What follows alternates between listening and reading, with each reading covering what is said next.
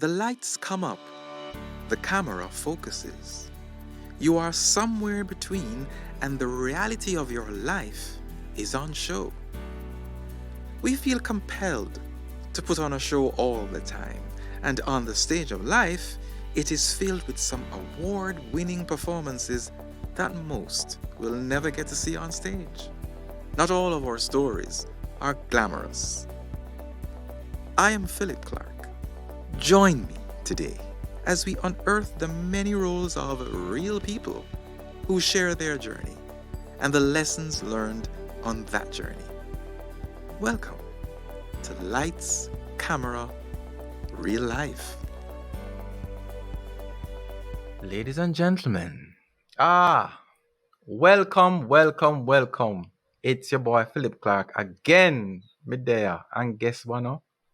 I have another very inspiring and special guest. Not only because he's Jamaican, but yes, also because he's Jamaican. He's an Yes. edu media producer and practitioner, the founder and creator of the English Coach podcast. This is a podcast which is aimed at fulfilling his promise to his community of learners to not only deliver English training, but also sustainable language acquisition. And he's going to tell us more about that. He helps adult learners and users of English as a second language for work to use the language with more sovereignty. Ladies and gentlemen, I will be speaking to a Jamaican who has transitioned to Germany. So, yes, we are speaking to my Jamaican friend all the way in Germany. I should say, willkommen, as welcome, Thank you very much. Thank you very much, Philip. Philip, this Mr. is Ian fantastic. Patterson. Mr. Ian Antonio Patterson is my guest this evening, or this afternoon, or this morning, wherever you are in the world. Yes. Yes. Ian, welcome. Thank you. Thank What are you. going, Thank you. boss? Thank you, Philip. Why I'm there, I know. And I'm not gonna say I'm looking at you, the better one, because I'm looking at a blank screen right now. But it's a pleasure being here. I could not have done that introduction any better. Wow. And I'm I glad really you like appreciate it. it, man. I'm glad you like Yes, it. it kind of gives me some goosebumps to hear, the things that I want to hear about who I am and what I do. Thank you very much, sir. There's more, but thanks. I know, Thanks. right? So Yes. Ian, we have to get into it right away. Straight up. So I want the people them to know that you're a Jamaican, yes, and you're currently living in Germany. But the journey to Germany and the journey to into self, is something that fascinates me about you and about life. You grew up in Jamaica. It was Manchester in Jamaica, right? No, it was Manchester. It was in Manchester. It was actually St. Mary. I'm Oh, a St. Mary man. but you went to school somewhere there. Yes, I did. So you're Oh, not entirely wrong. I okay. grew up in St. Mary. My real first formative years were in Highgate, St. Mary, Hmm. where I lived with both of my parents still together. God bless them. Nice. And they were both teachers at the time. I went to Highgate All Age School. After that, I went to St. Mary High School. And, as things work out sometimes, during the pubescent years, you kind of need a different impulse. So, we transferred over to Knox College, Mm-hmm. which is in Spaldings, Right. close to Mandeville.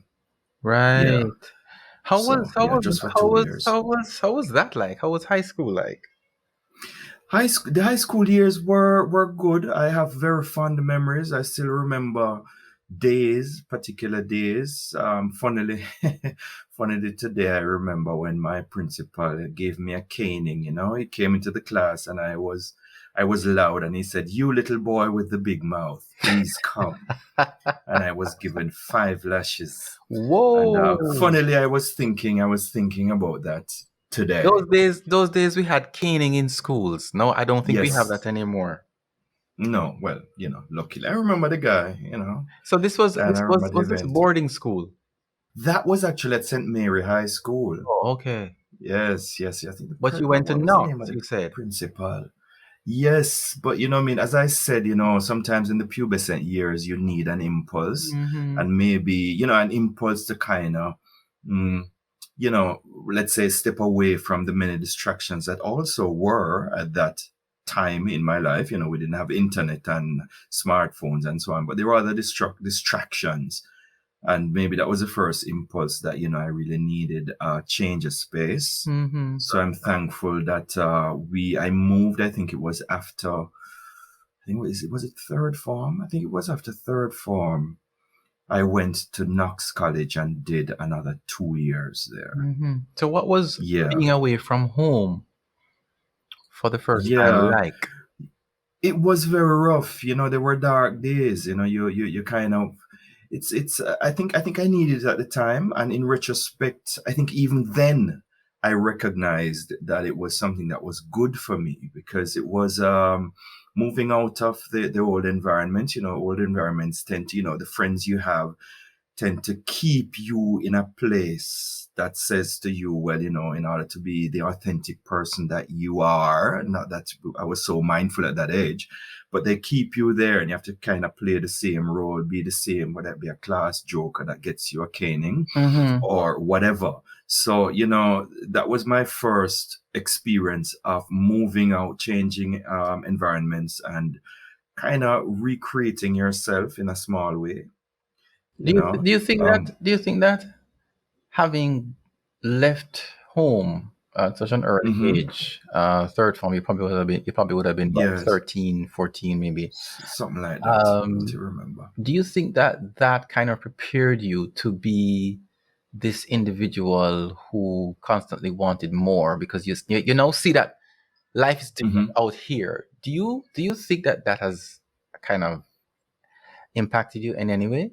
Yes, of course, of course. Because as I said, moving out of the usual environment, or you could call it a comfort zone, whatever, whatever your life explanation model is.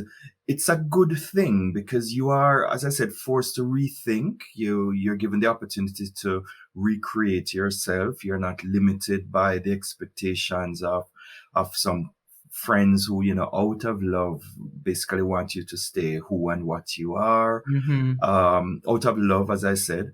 But yeah, it was good. It definitely did influence me, because it's opened me up at least to different cultural influences, of the many we have in our Yeah, small island. right, Yeah, people from different parts of Jamaica, people from, with different familial backgrounds right. and so on. Also there was a sense of different classes as well. There was all sorts of different, for want of a better word, class of people who were in the Mm-hmm. boarding school. So there was a mix of that, the coming together of that in some places, and also the not coming together of that in Yeah, others. So it was definitely something that's inspired and yeah. influenced me at that age, for sure. Yes. When I went to that's the evening. The evening. Is that the police in the background there?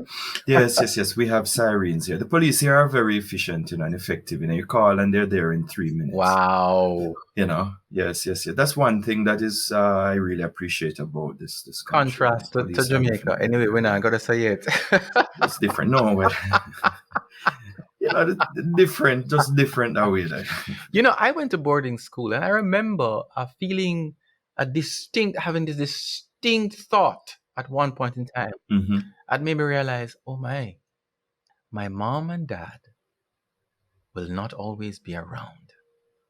And it's like Hmm. for the first time in my life, I just had this permeating feeling just seared my brain, and I just realized, oh wow, I can't run Hmm. home like I want to. I can't, you know, call mom and dad. I'm here and I have to figure it all out. Was there any moment at boarding school that made you realize you got to do this on your own. You got to figure out this thing on your own. And you know, if you had support. Hmm. Well, or if I had support, well, there are a few friends. You have to definitely find a strategy. Hmm. You look around to see, who are the cool kids, who are the quiet, strong ones, you know, who are the jokers, and how you can kind of leverage your own behavior to fit in. You try to find your place in terms of support. Yes, I did have some friends there. The challenge of not having my parents there, not having them to run to. I mean, it was, as I said, it was dark days. I'm not gonna say, well, I was really, So, well, so, so crying you, for so my you were a parents, but I spoiled, did so you miss were a them spoiled deeply. child, Ian. No, no, man, I was never spoiled. I was, as so a guy said to me once, I was born bad, but I wasn't spoiled at all. It's just that, I miss family. Yeah, You miss the absolutely, house, you miss the pets, that you had around, the normal, the usual people, absolutely. the usual movements. That support system just wasn't there. Hmm. You had to kind of like make your own. Did you Yeah, think it was good or bad in some ways? Did it have in other words, did it have a negative impact? Did it have but a positive impact on you? What you think? I think the boarding school experience is good, but you have to be a little bit into or a little bit out of puberty. I think you don't. I don't support the idea of sending off children in pubescent years because Mm, they need the guidance of their parents. Otherwise, they're gonna get it from the cool I follow kids, you. and influences that are not necessarily positive. That is my feeling on Hmm. it. But generally, there was guidance at the school. Um, there was a good structure, and discipline. Some of it sometimes a little bit too harsh. It was also a co-ed boarding Right. school, so it wasn't that made it, it had a different dimension of interestingness to it there.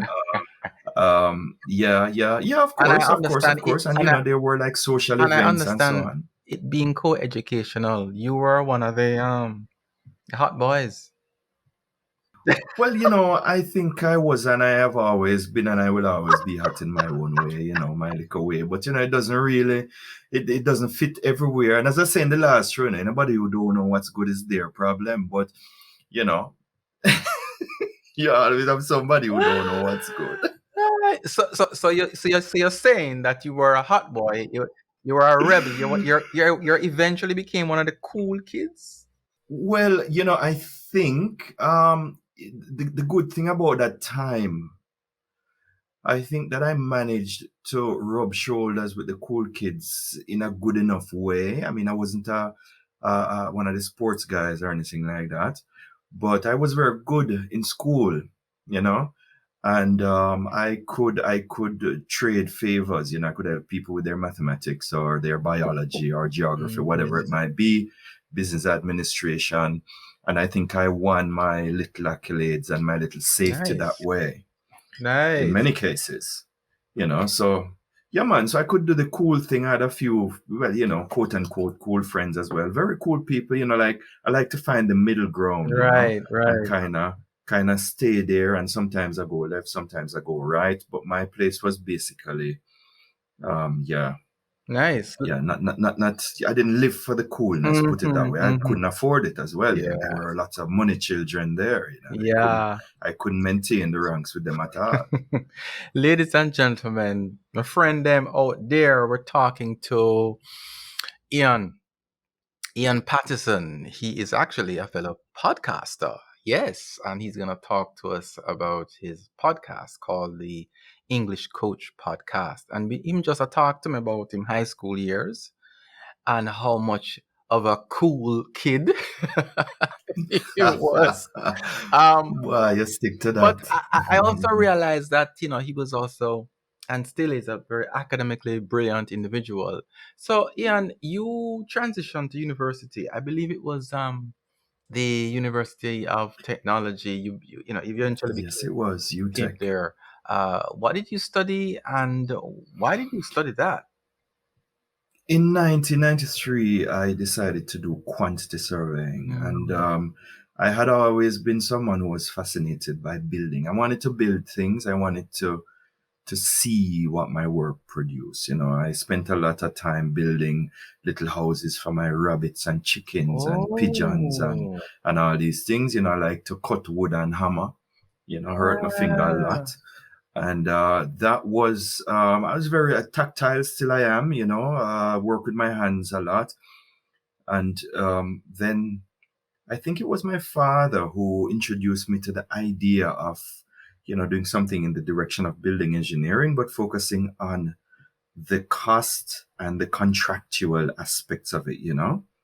And that is what quantity surveying is about. And did it happily so. I had wonderful years at UTech. Started at 93. And, you know, some of my friends also from Knox College were there at the same time. So that added a whole new dimension of magic to the whole experience, you know, because we grew and evolved together.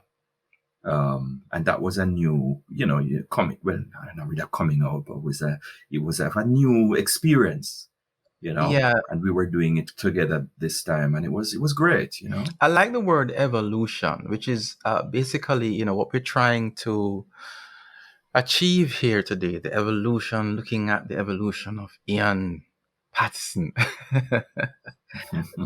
And the fact that you are now a podcaster and you had your beginnings in quantity surveying and all of that engineering kind of information, there clearly is something going Mhm. on in the mind of this man that we don't know about.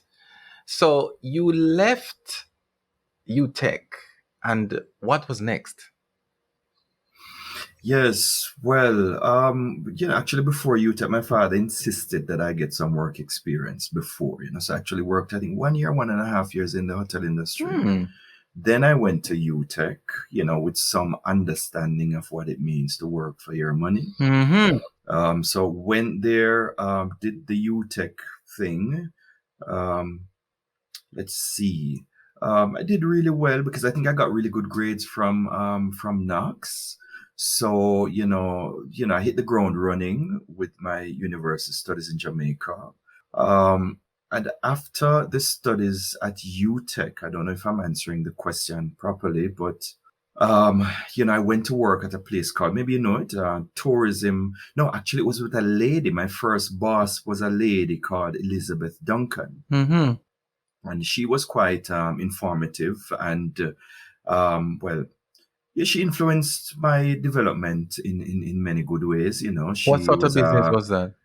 it was a quantity surveying company Oh, firm. okay. Yeah, small one, very strong lady.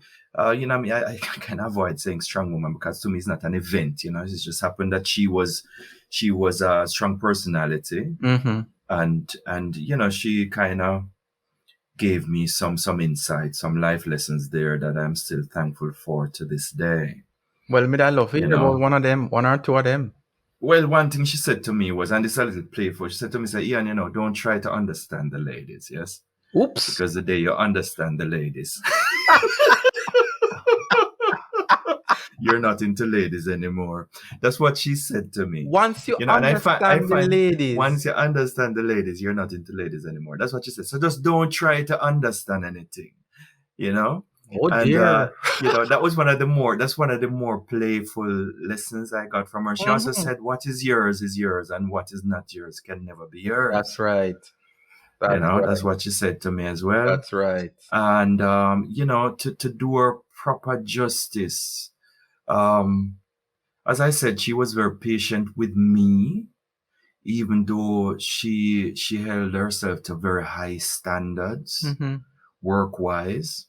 And I'm still very thankful for that. Only if only the fact that she was my first boss out of university, and she's a woman, so it kind of confirmed what I had already thought. All my life I've been surrounded by strong women, Uh-huh. innovative, intelligent women, and for me it's not really an event.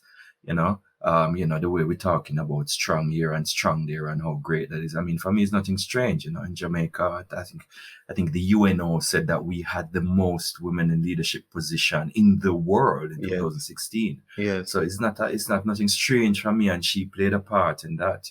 Yeah. So yeah, It's yeah. interesting, you talk about that. You talk about when you're careful of using the word strong because it's not an event. She was a strong Hmm. personality, and it's interesting to me because in terms of gender dynamics, we're always so cautious. We're always wondering, how do we bridge the gaps and so forth and so forth and so on. But I hear you talking quite confidently and without any kind of reservation about how Hmm. you view women, and I think that's really commendable, and especially a woman boss, sort of a thing, Hmm. and and Yeah. and you come across as a quite secure and confident man. So, toxic masculinity is what I'm Mm. alluding to, and Yeah. I don't know, would you say that your co-educational experience prepared you for that, or would you say your relationship with your parents? My first, you mean from high school, the Yeah, the, the yes, co-ed boarding yes, school, yes. perhaps? Yes, of course it did help me. Another friend of mine once said, he said to me that, Ian, the Jamaican woman is long emancipated. Many of the men just don't get it yet. That's what he said to me. Whoa, And that yes. was also a very powerful talk. Yes. Um, Mhm, but in terms of shaping, it started from my mother. My mother is a strong woman, also strong personality. And I learned a lot from her because, as I said, she was a teacher. So, it was just knowledge flowing from her all the time. And she managed to raise a family. My father is still there. He was also a teacher. And he was never the type to say, well, man do this and woman do that. It was just a free thing where, everybody, it was a sort of kind of an equality, which is one that I still strive for ah, in life. Yeah, a beautiful. reality that I seek to live is about equality. It's not about whatever saying, well, it's this is or that is. Yeah, just Yeah. equality is what I strive for. And it started with my mother. I had a good neighbor as well. She was at some point the principal of St. Mary High School as well, Mrs. Clarke. Mm-hmm. She also influenced me a lot with a whole lot of scientific knowledge on plants and animals. For some reason, that's what I remember. Mm-hmm. So those are two strong women already in my life, and then the co-ed experience, of course. As I said, they were strong personalities also in the boarding school. In Jamaica we have the status problem. There's no the classism. We have that. Right. So you had some people who were like that as well, who are like the head of the what do you call it, the pick order Mm-hmm. kind of thing. And I've always had strong women around me. Yeah. So when I see people talking about, oh, she's a strong woman, it feels to me like patronage. You Ah, know, because that's why I said, to me, it's not an event. yeah. It's normal. Right, right. Wow. Ian, to be honest with you, me gonna be honest with you. Me not hear much man talk like how you talk. No, me I tell you the truth, straight up. Because you said it was a normal thing for you. So you don't have you're not surprised when a No, personality who happens to be a strong personality, who happens to be a woman, is in your space. It's just no. not a thing for you. You don't feel intimidated. You don't feel insecure. You acknowledge that presence, and you as a man, you just do your thing. Just do my thing. And I Yeah. think this kind of background prepared you for sort of an international perspective. We want to talk a little bit now about how did you transition from Jamaica to Hmm. Germany? I want to hear the juice now. Yes. Well, we can make a big jump in. I mean, after I worked with this lady, Elizabeth Duncan, I went to a place called Tourism Product Development Company Mm, Limited. It was on Trafalgar mhm, Street. I think it was Trafalgar or Knutsford Boulevard. I don't remember. And that was a continuation of my career in tourism that actually started before you take, before yeah. university. So yeah, that was quite also international somehow, because you step out into the I think it was more of a regulatory body Hmm. agency that also went into hotels and helped to educate people in the direction of customer service, health and safety in resorts, beautification, and all of that. So that in itself was also an exposure to this openness towards leadership figures, whether it be male or female, because a lot of hospitality areas, let's say the customer facing side is in many cases female, Hmm. So I think that had a part to do with it, as my boss there was also a woman, my direct, and a lot of the managers there I had were also female. So that also Hmm. helped, you know, I think, because it was again a very mixed environment that wasn't dominated by any sex. Yeah. So it did help, and also that's the contact to the international. Of course, you're in contact with guests Hmm. and so on. But I think it was a lady I met from the German embassy. She was a big fan of the Jamaican football team at the time, and I met her, and she told me about Germany. She was, she spoke to me in English, and my sister had also come here and spent some time in Köln or in Cologne, and she said also it could be something. So that's when, I think after 4 years or so working at Tourism Product Development, I started looking out into the world for an international education experience. But why Germany? Well, the thing is this, I tried Australia and actually got through for the University of South Bank, but is it South Bank, or I don't remember what it's called. No, not South Bank. So one of them, I don't remember. And then South Bank is probably UK, but something or Queensland or something. I don't remember. But the thing Queensland is sound more this, like it. more like Australia, Yeah. but still, the thing is with Germany. Germany was off the beaten track. So first of all, I was interested in learning a new language. That's Ah, the first thing. ah. Yes, I could do that in a country that spoke a language that was kind of close to English, because English is Germanic. English comes a lot from German. Yeah, a lot of English came from German, the Yes, language German. So yes. I thought it would be a little bit easier to go to a country where, at least there are some roots there that I can recognize. Hmm. Another reason is because it's middle in Europe, so it's what you have here is a different mentality, because you're living in a country that's bordered by other countries. There's Spain, there's France, there's Switzerland, there's Luxembourg, there's Prague, there is Spain, and all these countries, Poland, just neighbors. So it's like, what do you call it now? Paradoxically, in Europe, Hmm. you actually get more diversity than you do or you would in Great Britain, yes, which is an island, Yes, and North America in many ways is also an island, because I find that many native English speakers are not so much interested in other cultures. yes, So yeah, yes. True, true. You're very yeah, true. yeah, And yeah. it's like you're in a melting pot, a potpourri. It is a melting pot, especially here in Berlin. I tell you, Berlin is a world unto its own. Yeah. So why I came here was basically for those two reasons. Also, Germany enjoys a good reputation in terms of reliability and quality products. Mhm. So I wanted to get some of that by osmosis. And Okay. it's also cheaper to study here. All you have to do is learn the language. Yeah, Ah, which So that Wow, was that's also a very big useful plus. information, though. You see, already you're being an ambassador. Wow. Yes, yes, yes, yes. Well, you have to learn the language, and I mean, there are challenges there. I'm not gonna say that it's an easy road, because Well, I've that's made what I some want to talk significant about now. sacrifices.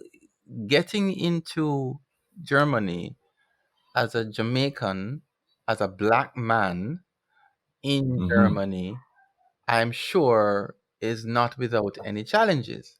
So, just paint for us, what was the initial contact like, and how have you been navigating your space Mm. since? Well, as of the initial contact, since you mentioned the black thing, as of when I came here, I there's a song by Sade, Sade, yeah. Mm-hmm. She sings, yeah, I don't remember. Quite a few songs. I like her. There was a song she sang where she spoke about a girl who never knew racism until somebody gave her change and didn't want to touch her hand. The woman in She Somalia. bought something. I don't remember. Something in one of her songs. She said, boy, she get her change and the person never want to touch her hand. Yeah. So that was my first real experience. I bought, I think it was apples one day and went to the store, and then the way the lady gave the change back, you could see the scorn. She didn't want to touch my hand. But I mean, that's just a very small thing, and you get that every now and then, but it's not a major thing. It doesn't You feature still get prominently. that? Is that what you're saying? Yes, well, yeah, of course. I mean, look, we can talk Oh, about the racism, but we might need another episode for that. I I'm sure. rationalize all of that racism thing that we like to talk about and give stage to is group behavior. It's just human group behavior. Group behavior can be among blonde women, dark-haired women, gay men, gay women. It can Mm-hmm. be among people from a different area, people who look a certain way, people of a certain height. Is Yeah, group behavior. The question is always, where does the power live? And how does it express itself in terms of resources, entitlement to resources and status. So if you look at it, a lot of the things that express as, or let's say come out as racism, is just normal group behavior. You know, that's yeah. It doesn't have any basis much. is well, it's just as serious, it's just as bad, but um I see it as group behavior, Yeah, generally speaking, which is I'm not saying that it's good, yeah, yeah, but or all the time, but it's a part of who we are as people, because we live for status, and we find, if we remove status, like in the communist world, which has been an experiment many times. If you remove it, people just find another way to feel superior to them neighbors, absolutely, you absolutely. know And yeah. we have preferences always.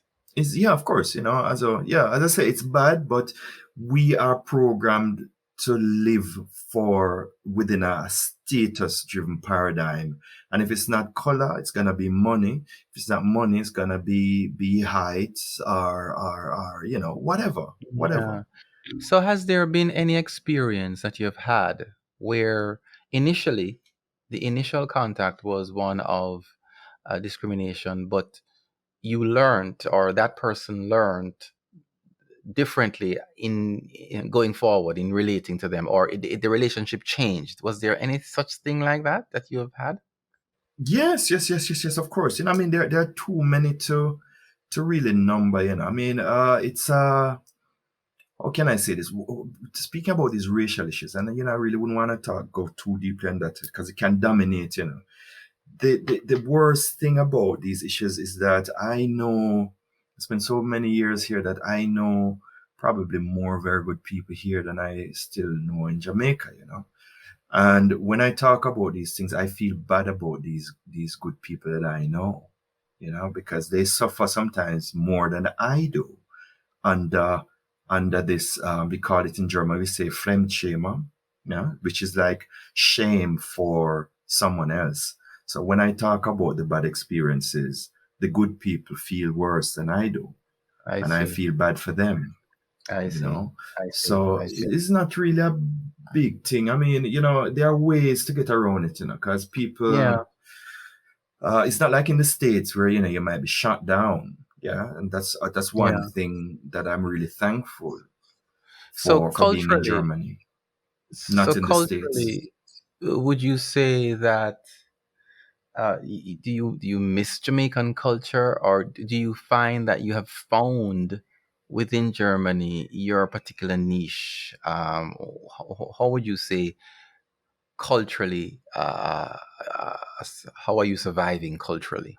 Culture, I'm surviving perfectly fine. I mean, I've never been one to say, well, this is me and this is not me. I think, whereas we are Right. evolving, creating ourselves, recreating ourselves even almost every day.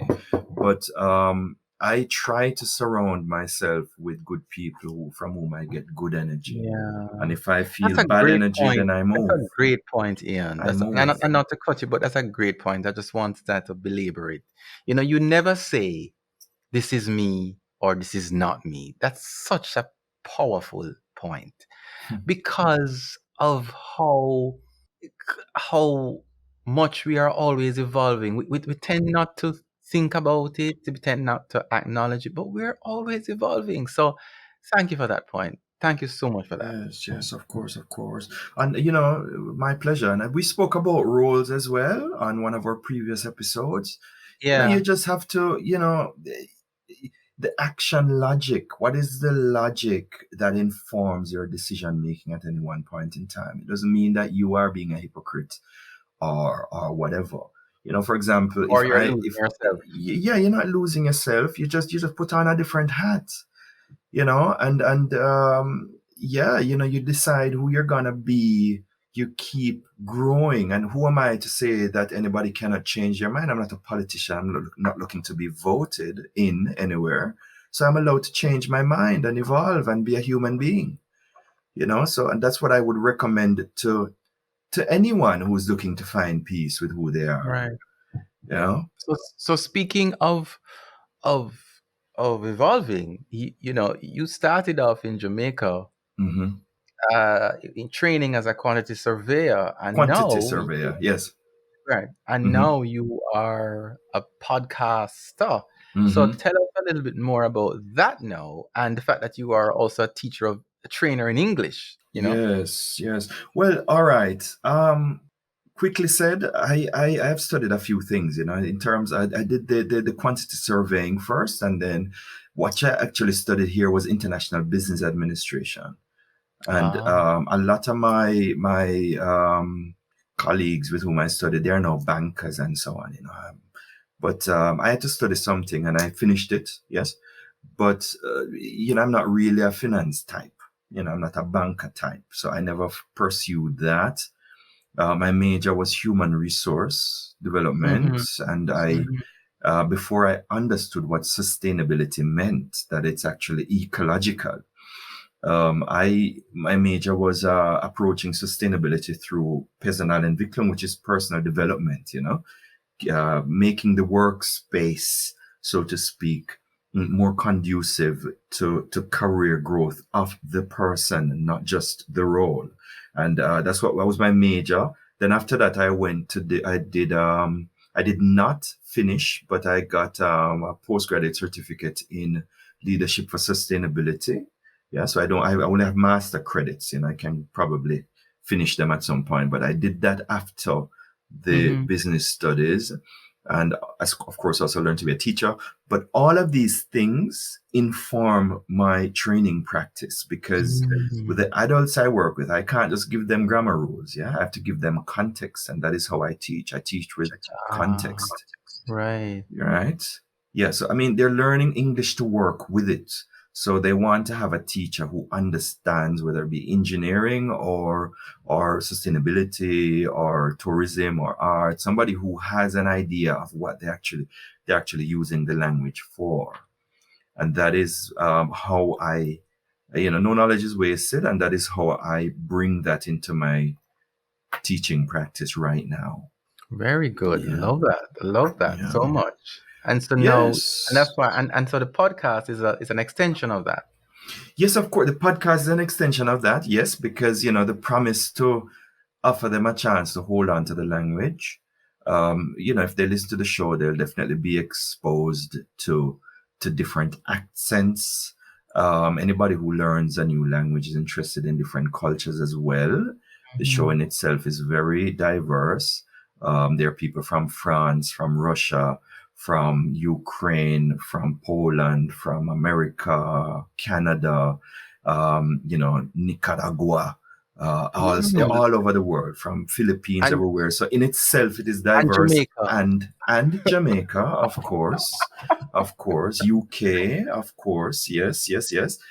All these different, and German, all these different influences. So it helps to keep my students in connection with the language and also to other cultures, because we're going for cognitive diversity as well, not just the look of the photos on the website. Right, right. You know, And you yeah. sound and would you say that you're a lot more fulfilled now Yes, of course, doing what you because the thing is as well with podcasting, it's a global voice. It's one of the last, let's say, bastions of free speech, where you can put your voice out into the world and take ownership of your voice. Because as a black man, yeah, I also yeah. want to put my voice out there, not in the form of some kind of rap song or hip hop or whatever. I mean, so many people here really think that everybody in Jamaica have dreadlocks.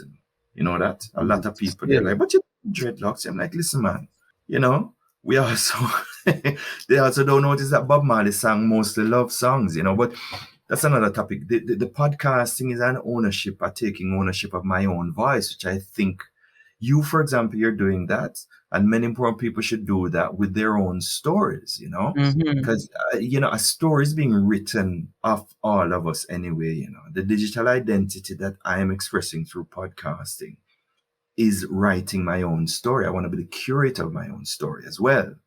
Yeah, I Absolutely. also have a second podcast, by the way. It's not just it's a little less conservative than the English Coach podcast, but that's also one reason why I do it. Okay. Yeah. What's that about? What's that like? What's the That name one of is that? called Life is Feeling, feeling not only as a noun and the feeling you feel, but also feeling in terms of going out and testing other things, other ways of seeing the world, other views Ah, and so on. So I talk to different people, and things that have no connection to really my training practice. So we talk about things like one topic that we discussed recently was the idea of consent, notions of consent. We speak about objectification of the female performing artist. She separates her stage self from her mhm. professional life off the stage. We speak about male reproductive rights, not in terms of demanding that no abortion takes place, but the fact that men also have a say. That's the focus. We speak about, did I say erotic capital? Yes, to be or not to be, does it exist? And to what extent are we Wow. allowed to recognize it as a thing? We speak about the aging artist, how you manage that. Um, when whether it be Hollywood or whatever is just interested in the young faces and the made up faces, selling a fantasy or not, how you manage that, and some other things, you know. Wow, that sounds like Yeah. a quite a variety of very interesting stuff. Yes, Oh yes, yeah. It's man, I mean, taking voice. You gotta put it out there. We, as I say, a black man, you doing it. You have to put your voice out there, make people know. Say, I mean, we can talk. It doesn't have to be, a rap song or something. But you yeah, have structured absolutely. ideas to put out into the world as well. Right. No stereotypes. Yeah, No. diversity is a very popular topic of discussion Mm-hmm. and certainly almost a political ideology now in terms of the way how diversity is something that has to be implemented, whether it's in leadership, in corporate, in films, you know, Mm-hmm. in education. Diversity is a big issue. What does that mean for you? And you navigate yourself in Germany, even Hmm. even through the podcast? What does that mean for you? Well, as the diversity idea, I try to live it and not really talk about it too much, because sometimes we talk so much about things that it becomes more about the speech than the living of these realities, and sometimes the people who are talking are disconnected from the people they're talking about. Hmm. So I don't really talk about it too much. I just say it short and say, look here, this is what it looks like. um, but So how do you the live it? question of what it means, I talk to all people. I talk to all people. I give people the benefit of the doubt. I try to value people and what they bring and not what they look like. Yeah. I allow everybody a chance to voice their opinion, um, and listen to them. I've sat and had beer with people who look at me and say, listen, they believe that black people do not have souls. Ooh. Yes. And I talk to them. I talk to them. Yeah, I sit and I talk to them. So tell me why you feel that way. You know? And yeah, of course. I said, so you mean like Jesus Christ, he's not European, you're saying he doesn't have a soul either. And eventually you get to that. And they find their own idiocy themselves, when we can also listen to what different people have to say, then you can help them also to find their own faults, without having to tell them anything. Interesting. So that's Yeah. that's my approach to Right. diversity. I give everybody, yeah, man. And I just invite all different kinds of people onto the show. That's how I live it. Yeah. Yeah. Yeah. Excellent. Excellent. Very, very excellent. Um, I admire that speech, and as a Jamaican, as a black man, it's commendable because we subscribe to so many stereotypes of what it means to Mm-hmm. be black, what it means to be Jamaican, what it means to be Caribbean, Mm-hmm. and we find as soon as we move out of the space Mm-hmm. into an international space, we find that some of those things, some of those philosophies that we have, some of those thoughts that we have to be questioned, and we have to realize, we can, and that's how we live life, and as a result of that, we have to make a decision in your life, in your journey from Jamaica to Germany, transitioning careers, investing in yourself, developing in yourself. Would you say there are any regrets that you have? Well, yes, I do have some regrets, but I don't dwell on them, and I wouldn't even. I don't think I would put them to the scrutiny and device of mass public media, to be honest. But I don't dwell on them. I don't dwell on the regrets. If people ask me a particular thing they want to make up, I'd probably try to nudge them towards thinking about certain aspects. Yeah. Mm-hmm. But it's very difficult to speak of my regrets, because I don't really want to. Yeah.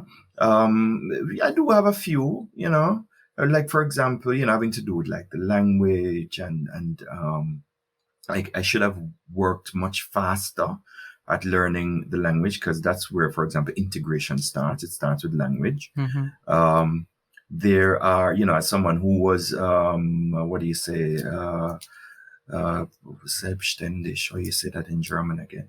Somebody was self-employed here. You have to kind of find a job or make a job. And I was self-employed for many years, and there are difficulties there. So there's some business decisions that I might have done differently. Mm-hmm. Yeah, made differently. Um, there are also some approaches to how I present myself. I would have probably done that differently. As a minority, sometimes you try so hard to fit in. For years, I didn't wear sneakers, and I only wear shirt with buttons, for years, because I tried to look orderly. And then Ah, suddenly, I just stopped cutting my hair, and not that I'm going dreadlocks, but I just let my hair grow. It's a freedom, and it's because you find that people will see what they want to see anyway. anyway. So it Yeah, they makes you will. to just be your authentic self. Just be myself, so I don't cut my hair especially, I just make it grow, and anybody who don't know what good is their problem. Because they're gonna see what they want to see anyway, So for Absolutely. me right now, that's it's a free, as I say, it's not dreadlocks, but you know, I just let my hair grow. Mm-hmm. Oh, Yeah. love that. Just love that. Ladies and gentlemen, my friend them, we are talking to Mr. Ian Patterson, a Jamaican podcaster living in Germany. I suppose he's a German. I should say a German Jamaican. No, I should say that. Oh yes, yes, I, yes, I yes, should take the yes. other way around. Naturalize And right now. What we are looking at his life story, his evolution, his twists and turns, and just getting into his mind. And he's sharing, and I'm so happy, Ian, that you're sharing so well, so candidly with us this morning, evening, afternoon, wherever you are, because I am truly inspired. I am inspired. But I want you to leave us with some nuggets, and this is what I'm gonna ask you. I do a lot of mentoring, and I am always trying to impart some life lessons, some wisdom, if I can, to young people. And you just spoke ably a while ago about there are certain things that you would have learned and you would have done differently. If one young person was listening to this podcast right now, listening to you right now, what would you say to them, or him or her? a young person. Hmm. Well, as a coach, the importance of just asking questions sometimes, listening to people. Yeah. And I would really ask them what they want for themselves, and then try to say, well, be true to yourself is probably the meanest advice that you can give. Because, who is that person? I've been trying to find out who that person is for many years now, but um, That's it. you know, That's it. yeah, be true to oneself. But it depends. It depends. Philip, I would love to be able to just come up with a nugget, a big fat nugget of wisdom, to just like, blow the minds of all the listeners. But to be honest, I don't know nothing. I don't know anything. People just have to know what they want for themselves and be true to themselves. Um, yeah, I mean, there are some dangers out there. I think I talk a lot about this digital self. The identity that is us online, and right now as things are, it is owned by the large tech companies. Yeah.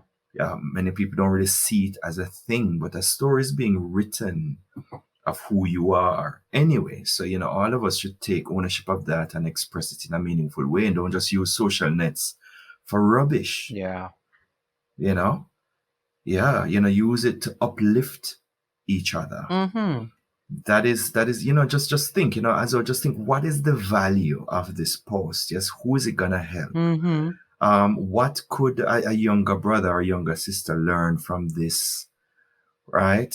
And try to use social nets to have some kind of upliftment, because it's very powerful. When I was a child, Dick Tracy, yes, Dick Tracy had a watch, yes, and the watch had TV on it, and for me, that was high science fiction. But now look at it, that's nothing. If someone comes to me with a television with a moving screen on it, it's nothing. And we have all this power now in our pockets with our smartphones. And the most that most people do with them is rubbish. Just really disgusting rubbish. And, the advice I would probably give, if asked of me, I would say, well, just ask yourself the question: what is the value and what is the intent of this bit of this nugget that I am about to share? Hmm. And just be a little bit mindful of that. Yeah, Absolutely. that's what I would do. I Absolutely. just yeah. That's one thing. But if you had something specific, I could, because I have opinions on many things, that I could share, but I don't know where to go. This young person could be someone of German descent, someone right now, for example, I'm doing integration courses, and I have students from Afghanistan, who are trying to learn, integrate through also learning English and getting their high school diploma. That's what I'm doing now. And people from Afghanistan, people from Syria, people from Russia, people from many Asian countries. I even had a guy from North Korea recently. There are Germans in the class as well. Mm-hmm. People from Puerto Rico, all over the world, Romania, and so on.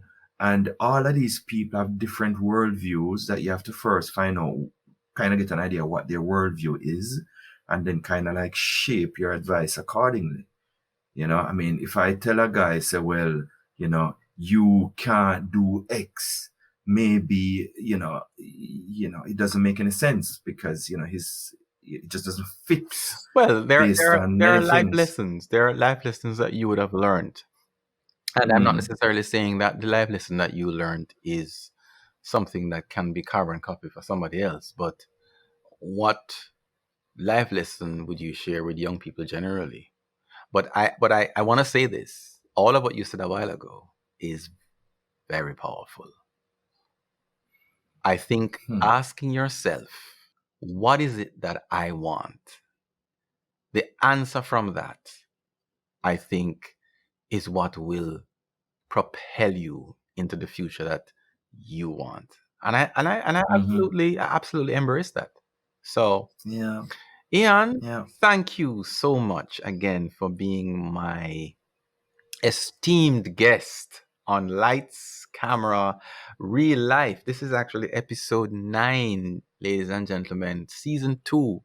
And my guest this evening, this afternoon, this morning is Ian Patterson. I Jamaican, appreciate it. German, Jamaican, living in Germany.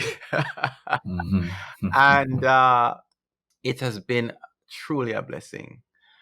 So, Ian, thank you again. Thank you. I really hope I did your listeners proper justice. No worry yourself. And while we're there, I don't know if the people are interested, but remember I was telling you about that new show. Promote it, man. Yes. Promote it. Well, if you yes. Well, the thing is this, I have a new URL now. It's called, if you follow lifeisfeeling.com, it will take you to both of my shows. And if you're interested in the adult learning experience and so on, you can listen to the English Coach podcast. If you're interested in a little less conservative content, then you can check out Life is Feeling. Yeah, but lifeisfeeling.com will take you to both of the episodes. Okay. And there's much more coming up. Excellent. Well, Yes. I'm definitely going to tune into the Life is Feeling podcast because I really love those topics. I really, Yes. you mentioned some stuff there that really turned me on. So yeah, I'm going to check it out. Yes. And I'm going to invite you. Yeah, man. And ladies and gentlemen, there you have it. Another episode of Lights, Camera, Real Life. If you want to hear this episode again, all you have to do is to just tune into YouTube and Spotify or anywhere you get your podcasts and just type Lights, Camera, Real Life. Philip Clarke's Lights, Camera, Real Life. So just like, share, subscribe, and just spread the word. Ladies and gentlemen, Tankono, Magan, later.